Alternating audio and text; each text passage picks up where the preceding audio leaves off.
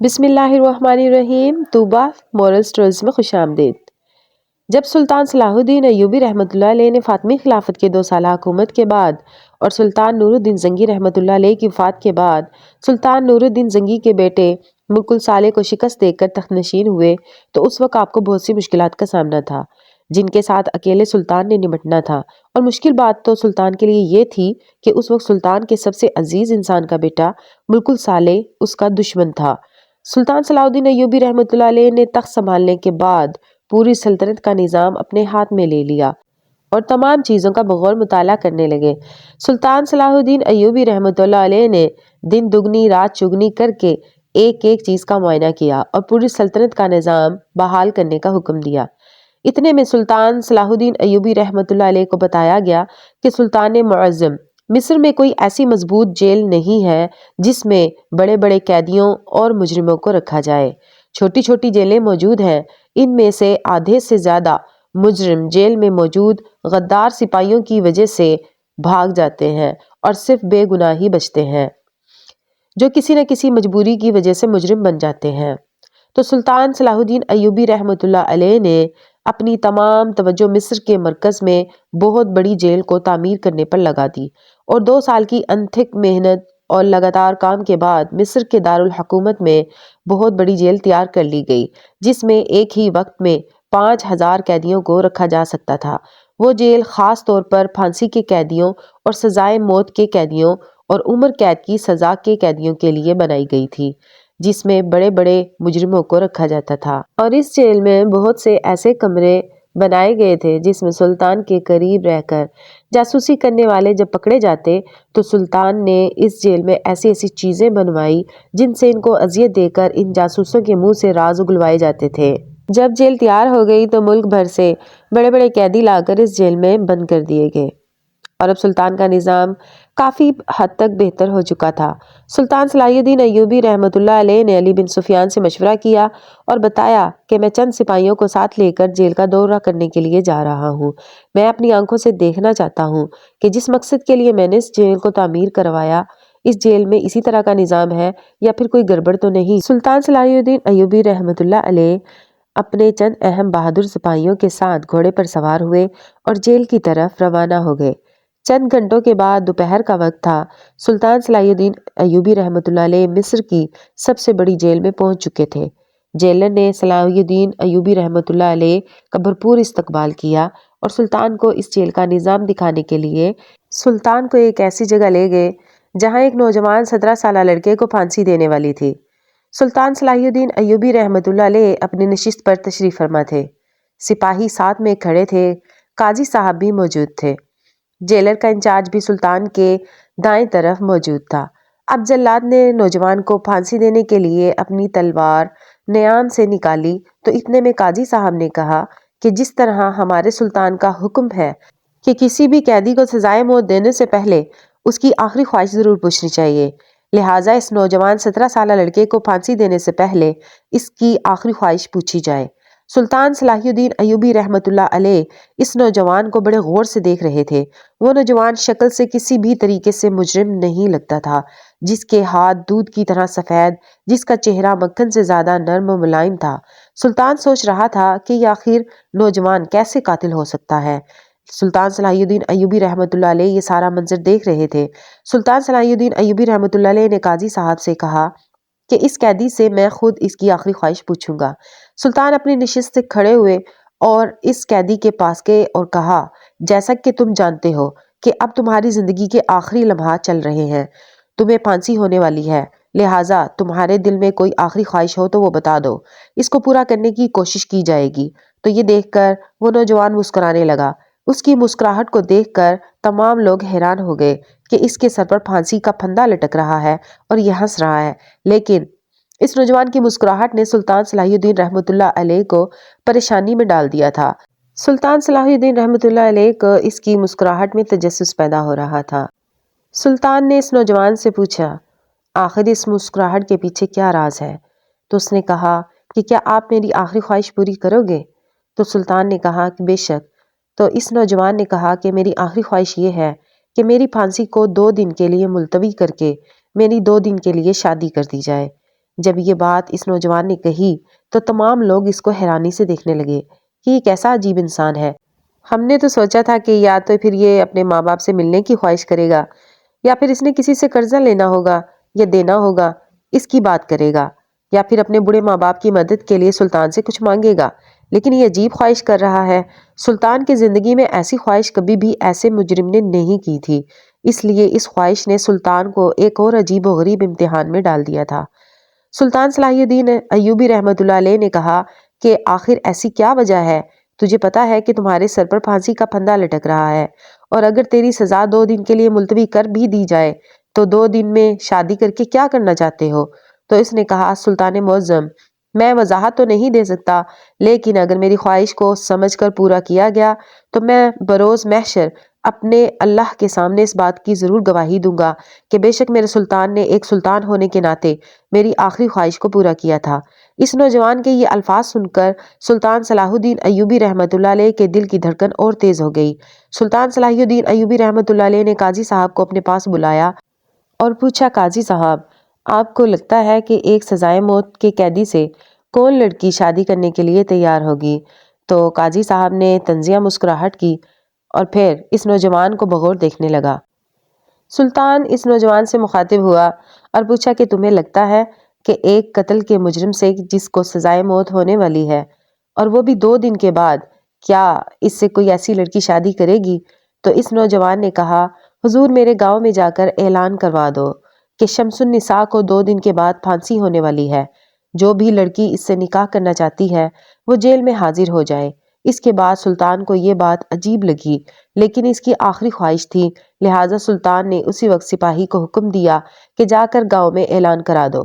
سلطان کا سپاہی اسی وقت گاؤں کی طرف روانہ ہو گیا اور جا کر پورے گاؤں میں یہ اعلان کر دیا کہ شمس النساء کو 2 دن کے بعد پھانسی ہونے والی ہے۔ ان 2 دنوں میں جو بھی لڑکی اس سے شادی کرنا چاہتی ہے وہ جیل میں حاضر ہو جائے۔ سلطان کا سپاہی پیغام دے کر واپس لوٹا ہی تھا کہ اتنے میں جیل کے سنتری نے آ کر بتایا، حضور جیل کے دروازے پر ایک خوبصورت حسین و جمیل لڑکی جو کہ دلہن کے لباس میں ہے اور اس کے ساتھ ایک قاضی صاحب بھی موجود ہیں، اور اس کا یہی دعویٰ ہے کہ میں شمس النساء سے نکاح کرنے کے لیے آئی ہوں۔ جب یہ بات اس نے کہی تو تمام قیدیوں، جیل کی انتظامیہ اور قاضی صاحب حیران و پریشان ہو گئے کہ آخر یہ کیا ماجرا ہے؟ آخر ایسی کون سی بے وقوف لڑکی ہوگی جو یہ سب کچھ کرنے کے لیے آئی ہوگی؟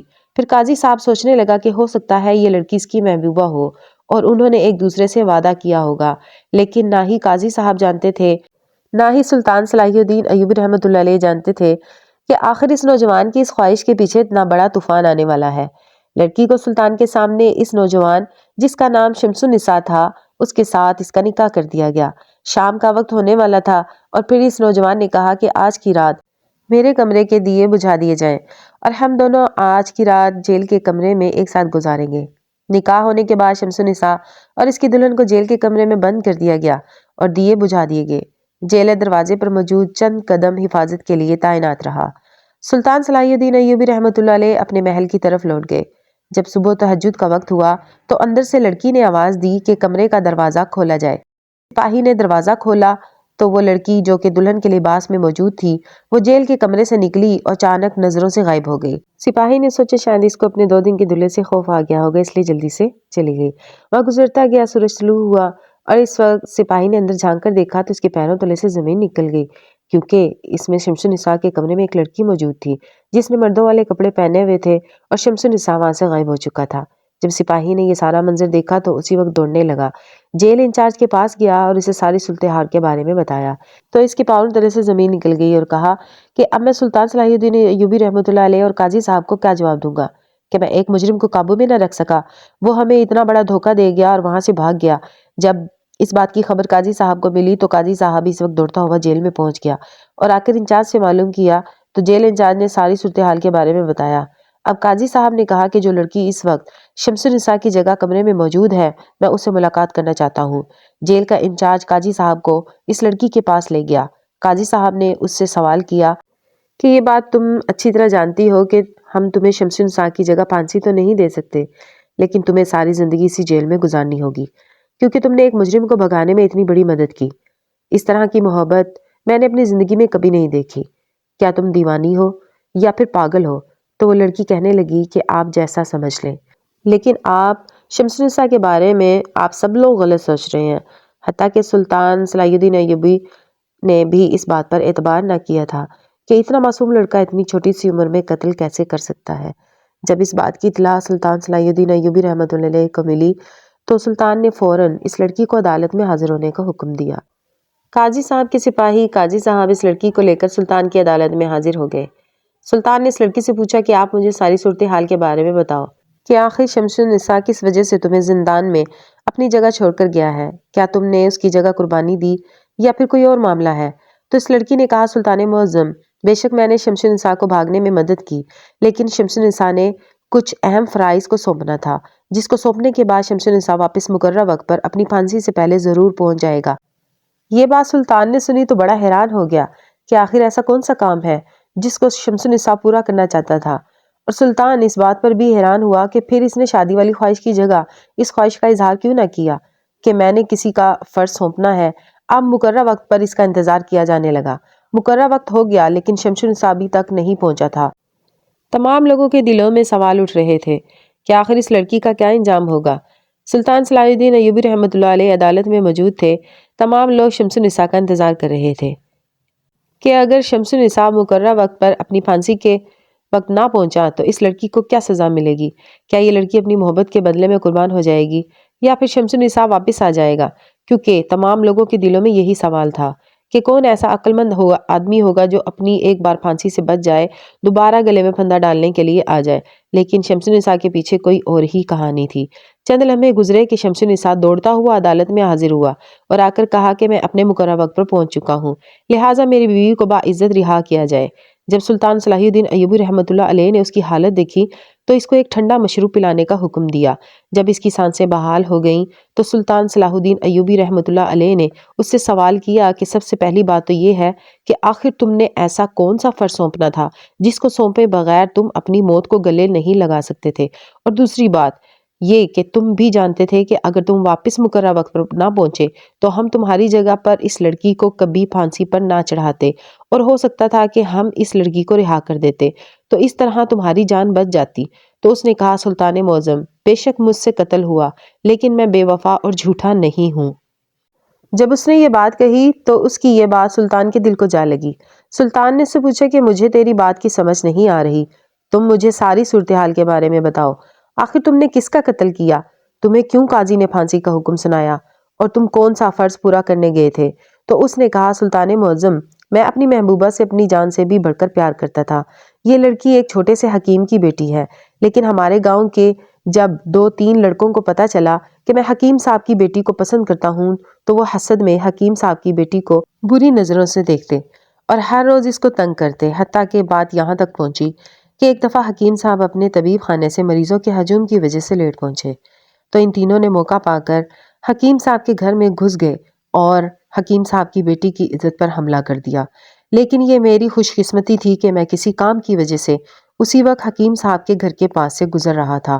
جب میں نے حکیم صاحب کی بیٹی کی چیخنے کی آواز سنی تو دوڑتا ہوا اس کے گھر میں گیا اور دیکھا کہ ان تینوں نوجوانوں نے حکیم صاحب کی بیٹی کو گھیرا ہوا ہے۔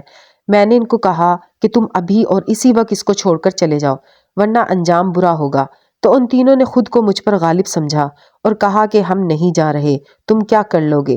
میں نے انہیں بہت سمجھانے کی کوشش کی کہ تم یہاں سے چلے جاؤ، اتنا کہ انہوں نے مجھ پر قتل کرنے کے لیے حملہ کیا اور حکیم صاحب کی بیٹی کے کپڑے پھاڑنے لگے۔ جب میں نے صورتحال ہاتھ سے جاتے ہوئے دیکھی تو میں نے اسی وقت ایک خنجر نکالا اور ان تینوں کو اسی وقت قتل کر ڈالا، اور میں نے اپنی جان بچانے کی خاطر اور حکیم صاحب کی بیٹی کی عزت کی خاطر ان تینوں کو قتل کر دیا، اور اس بات کے تمام گاؤں والے گواہ تھے۔ لہٰذا قاضی صاحب نے تینوں آدمیوں کے قتل کے جرم میں مجھے پھانسی کی سزا سنا دی۔ یہ سن کر سلطان بھی بڑا حیران اور پریشان ہو گیا۔ پھر سلطان نے اس سے پوچھا کہ آخر ایسا کون سا فرض تھا جو تم خود سونپنے گئے تھے؟ تم اس کو اپنی آخری خواہش کے طور پر بھی بتا سکتے تھے اور اس کو سرکار کی طرف سے بھی پورا کیا جا سکتا تھا۔ تو اس نے کہا، نہیں سلطان معظم، ایسی بات نہیں ہے، میں اس حوالے سے کسی پر بھی اعتبار نہیں کر سکتا تھا۔ سلطان نے کہا، وہ کیسے؟ تو اس نے کہا، سلطان معظم، ہمارے گاؤں میں ایک بڑھیا عورت رہتی ہے اور اس کی ایک نوجوان حسین و جمیل بیٹی ہے۔ اس بڑی عورت نے اپنی ساری زندگی کی جمع پونجی اپنی بیٹی کے لیے زیورات اور چند سونے کے سکے بنا کر رکھے ہوئے تھے، اور چور ڈاکوؤں کے خطرے کی وجہ سے اس نے امانت مجھے سونپی ہوئی تھی، اور اس امانت کو میں نے جنگل میں جا کر چھپا دیا تھا۔ لہٰذا مجھے کسی پر بھی اعتبار نہیں تھا کہ اگر میں کسی کو اس بارے میں بتاؤں گا تو وہ صحیح سلامت اس امانت کو بوڑھی عورت تک پہنچا دیں گے، اور اس لیے میں اس بوجھ کے ساتھ نہیں مرنا چاہتا تھا کہ اس بوڑھی عورت کی امانت اس تک نہ پہنچے۔ مجھے ڈر تھا کہ میرے بعد اس بوڑھی عورت اور اس کی بیٹی کا کیا ہوگا، اس لیے میں نے یہ شرط رکھی، اور اسی دوران میں نے جا کر جنگل سے وہ سونے کے سکے اور زیورات نکالے اور بوڑھی عورت کے حوالے کرتے ہوئے اس سے خدا حافظ کہہ کر وہاں سے چلا آیا۔ جب سلطان نے ساری بات سنی تو سلطان صلاح الدین ایوبی رحمۃ اللہ علیہ نے قاضی صاحب کو کہا کہ قانون تم نے پڑھا ہے، لیکن اتنا ہم بھی جانتے ہیں کہ جب انسان اپنی جان اور عزت کی خاطر اگلے بندے کو قتل کر دے تو اس کے بدلے میں کوئی قصاص نہیں ہوتا، لہٰذا تم نے کس قانون کے لحاظ سے اس کو سزا سنائی؟ قاضی صاحب سر جھکائے کھڑا ہو گیا۔ اب سلطان صلاح الدین ایوبی رحمۃ اللہ علیہ نے اس نوجوان کو، شمس النساء کو اور اس لڑکی کو باعزت رہا کر دیا، اور سلطان صلاح الدین ایوبی رحمۃ اللہ علیہ نے اس کی امانت داری اور دیانت داری کے بدلے میں 1000 سونے کے سکے بھی تحفے میں دیے، اور اسی طرح وہ سلطان صلاح الدین ایوبی رحمۃ اللہ علیہ سے اجازت لے کر وہاں سے چلے گئے۔ لیکن ایک بات سچ ہے کہ ایسی صورتحال میں صرف سچا چاہنے والا ہی مدد کر سکتا ہے، جس طرح شمس النساء کی محبت جو کہ ایک غریب حکیم کی بیٹی تھی، اگر حکیم صاحب کی بیٹی وفا نہ کرتی تو شاید شمس النساء کی بے گناہی بھی کبھی ثابت نہ ہوتی۔ اس لیے دوستو، کچھ بھی ہو، کیسے بھی حالات ہو جائیں، کبھی اپنے چاہنے والے کا ساتھ نہ چھوڑنا۔ چینل پر آنے اور ویڈیو دیکھنے کا بہت بہت شکریہ۔ مزید ویڈیوز کے لیے چینل کو سبسکرائب کریں۔